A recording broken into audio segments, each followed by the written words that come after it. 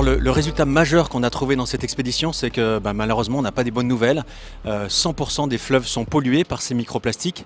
Et ce qu'on s'est rendu compte en fait, c'est qu'on a des concentrations qui sont à peu près identiques entre tous les fleuves. Donc on a, que ça soit en Allemagne, en Italie, en Espagne ou en France, en fait, la gestion des déchets n'est pas meilleure dans d'autres pays.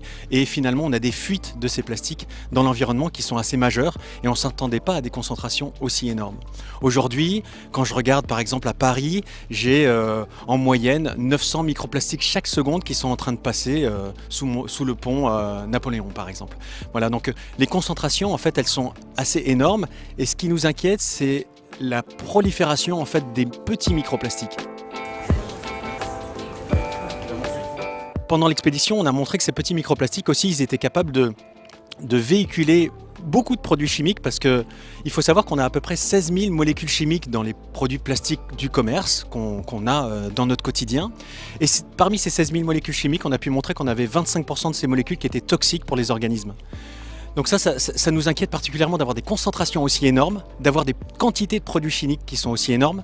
Et puis le dernier constat qu'on a pu faire, malheureusement, c'est que en plus de ça, en fait, on a des micro-organismes qui viennent se coller sur ces plastiques. Ils adorent se coller sur les plastiques. Et parmi eux, on a trouvé des bactéries qui sont pathogènes, virulentes pour l'homme et qui se baladent en fait sur les fleuves, sur ces microplastiques. Alors l'avantage de parler de ces résultats, c'est qu'on va pouvoir parler à la fois aux consommateurs, aux industriels et aussi au gouvernement. Et aujourd'hui, en fait, il y a une réunion actuellement de l'UNOC, en fait, c'est la réunion des Nations Unies sur l'océan, où on va pouvoir apporter en fait cette question du plastique.